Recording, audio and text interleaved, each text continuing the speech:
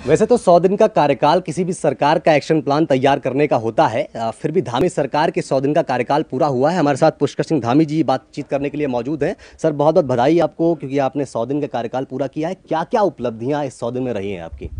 देखिए, 100 दिन हमारे समर्पण के दिन है, 100 दिन हमारे प्रयास के दिन है, 100 दिन हमारे संकल्प के दिन है। इन 100 दिनों में हमने एक रोड मैप बनाने का काम किया है, कुछ डिसीजन लिए हैं, कुछ निर्णय लिए हैं, कुछ ठोस निर्णय लिए हैं।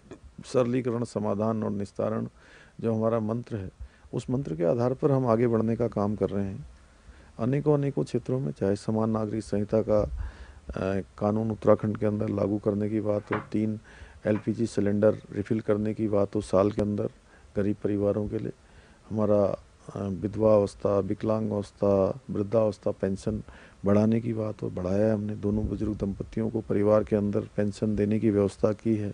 साथ में पर्यावरण मित्रों का मानदेय बढ़ाया है, 500 रुपया मानदेय किया है प्रत्येक दिन का। भ्रष्टाचार को लेकर हमने 1064 एक नंबर लॉन्च किया है। ऐसे अनेकों निर्णय लिए हैं हमने।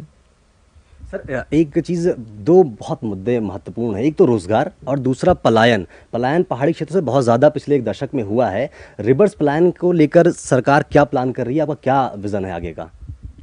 सबसे पहले तो पलायन न हो, उसके लिए हम स्वरोजगार की योजनाएं, रोजगार की योजनाएं उन क्षेत्रों में फल, बागवानी और जहां पर भी जो रोजगार के साधन हो सकते हैं उन पर हम विशेष फोकस कर रहे हैं कि वहां पर उनको रोजगार मिले, जिससे कि हमारा पलायन रुके। दूसरा, जो हमारी वीर चंद्र सिंह गढ़वाली की योजनाएं हैं, मुख्यमंत्री स्वरोजगार योजना है, नैनो योजना है, बैंकों का साथ मिलकर उसको व्यवहारिक रूप से धरातल पर ठीक से वो क्रियान्वित हो, उसके लिए हम काम कर रहे हैं। मुख्यमंत्री जी, डेमोग्राफिक चेंज बहुत ज़्यादा हुआ है। भू कानून को लेकर क्या लगता है, उत्तराखंड को एक सशक्त भू कानून मिलने वाला है?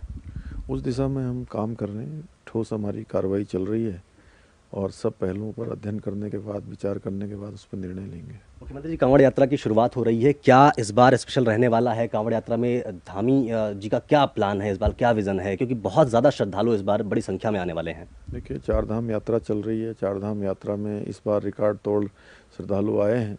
इसी प्रकार से कांवड़ यात्रा में भी आने वाले हैं। कांवड़ यात्रा में सभी श्रद्धालु, सभी हमारे शिव भक्तों का, सबका हम अभिनंदन करेंगे और कांवड़ यात्रा अच्छे तरीके से संपन्न हो, शांतिपूर्ण हो, सुरक्षित हो, उस दिशा में हमारा काम चल रहा है। क्या यूनिफॉर्म सिविल कोड को लेकर जिस तरीके से कमेटी गठित की गई है, ये मान सकते हैं कि आगे आने वाले समय में उत्तराखंड इसको गठित करेगा, प्रॉपर तरीके से लागू करेगा? हाँ, वो तो हमारा संकल्प है। हम संकल्प को आगे बढ़ने के लिए कमेटी ने काम करना प्रारंभ कर दिया है। जैसे ही उसका ड्राफ्ट बनेगा, ड्राफ्ट बनने के बाद हम उसको लागू करेंगे। सर, 100 दिन का कार्यकाल अब पूर्ण हो चुका है। क्या संदेश युवाओं को देना चाहेंगे, आम जनता को क्या संदेश देना चाहेंगे, और आगे का क्या विज़न, क्या प्लान रहने वाला है? उत्तराखंड की देवतुल्य जनता का मैं उनको नमन करता हूँ, प्रणाम करता हूँ, उनका धन्यवाद करता हूँ कि उन्होंने हमारे देश के यशस्वी प्रधानमंत्री मोदी जी के विजन पर, मोदी जी के कामों पर, उनके विकास पर, उनकी नीतियों पर अपना आशीर्वाद दिया है, अपनी मोहर लगाई है।